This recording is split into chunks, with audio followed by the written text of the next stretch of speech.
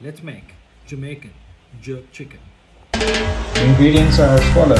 What you need: 2 tablespoons of brown sugar, 2 scotch bonnets, 5 scallions, red onion, 6 cloves of garlic, thumb-sized ginger, fresh thyme, the juice of 1 orange, 2 limes.